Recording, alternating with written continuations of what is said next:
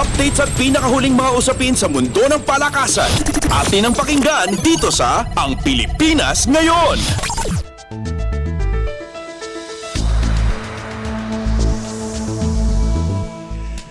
Magandang araw, narito na po ang Sports Balita.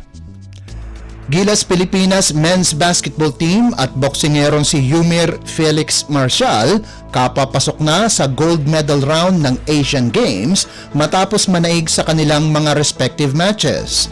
Marcial pasok na rin sa 2024 Paris Olympic Games. Ang balitang iyan ay ihahatid sa inyo ni Aaron Bayato ng RP2 Sports. Two birds in one right hook ang pinakawalan ni Yumir Felix Marcial matapos manalo sa semifinals ng Asian Games Men's Boxing Light Heavyweight kontra Ahmad Guson ng Syria by way of knockout. Nagpakawala ng mga solidong kombinasyon si Marcial at pinamalas muli ang isang devastating na right hook kontra Guson para masecure ang finals berth sa round 2. Aside sa assured silver, nakuha na rin ni Yumir Marcial ang ticket para sa 2024 Paris Olympics. Makakalaban ni Yumir si Touheta Erbieke Tanglatihan sa finals mamayang 8:45 ng gabi. Samantala, Miracle in Hangzhou naman ang naganap kagabi matapos pataubin ng Gilas Pilipinas Men ang China Men's Basketball Team sa score na 77-76. Umiscore ng 8 straight points si Justin Brownlee down the stretch upang makompleto ng Philippine Men's National Basketball Team ang kanilang rally mula sa isang 21-point deficit. Makaharap ng Gilas ang Jordan Men's Team darating na Biyernes para sa gold medal match. Mula sa RP2 Sports para sa Radyo Pilipinas, Aaron Bayato, 19th Asian Games. Ang latest updates at pinakahuling mga usapin sa mundo ng palakasan. Atin ang pakinggan dito sa Ang Pilipinas Ngayon.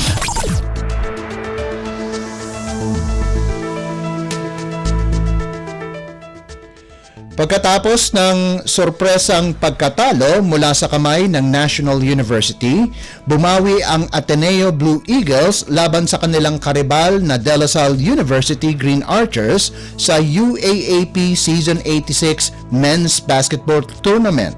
Sumandalang Ateneo kina Kai Balungay at Mason Amos sa fourth period para makuha ang panalo 77-72 kontra sa Green Archers sa larong ginanap sa Mall of Asia Arena. Mayroon ng 1-1 record ang Blue Eagles kapareho ng kanilang karibal na Lasal sa standings ng torneo. Nakalikom si Balungay ng 18 puntos kasama na ang 16 na rebounds para pangunahan ang Ateneo habang nagambag si Amos ng 12 markers kasama na ang back-to-back triples sa huling 2 minuto ng laban. Subalit si Chris Kuhn ang nanguna sa scoring department para sa Ateneo kung saan siya nakagawa ng 19 na puntos. Nanguna naman sa panig ng Lasal si Kevin Kiambao sa nagawa nitong 17 puntos at 14 na rebounds habang nagambag din si Evan Nell ng 15 markers. Updates at pinakahuling mga usapin sa mundo ng palakasan. Atin ang pakinggan dito sa Ang Pilipinas Ngayon.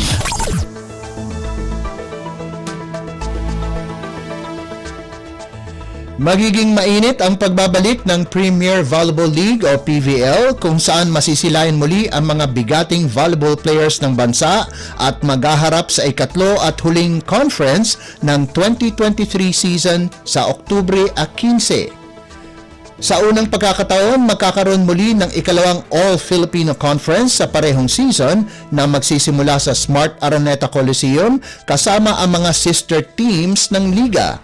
Unang magtatapat ang mga baguhang koponan ng Girl Floor Defender laban sa NX-led Chameleons sa hapon at susundan ng defending All-Filipino Champions Creamline Cool Smashers kalaban ang kanilang sister team na Chocomocho Flying Titans. Medyo iba ang lineup ng Cool Smashers ngayong season dahil sa pagkawala ni playmaker Gia De Guzman na maglalaro sa Japan V-League.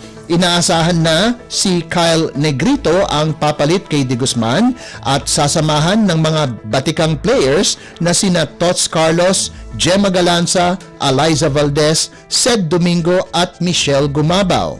Subalit hindi magiging madali para sa Cool Smashers ang laban dahil pangungunahan ni Cici Rondina ang Chocomucho kasama sina Kat Tolentino, Maddie Madayag, Des Cheng, Aiza Molde, Bea De Leon at Aduka Ogonsanya.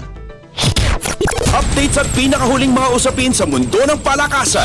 Atin ang pakinggan dito sa Ang Pilipinas Ngayon.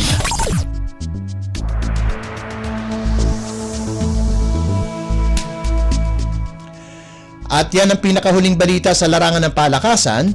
Para sa Radyo Pilipinas World Service, ito po si Leo Magpayo. Magandang araw. Updates at pinakahuling mga usapin sa mundo ng palakasan. Atin ang pakinggan dito sa Ang Pilipinas Ngayon.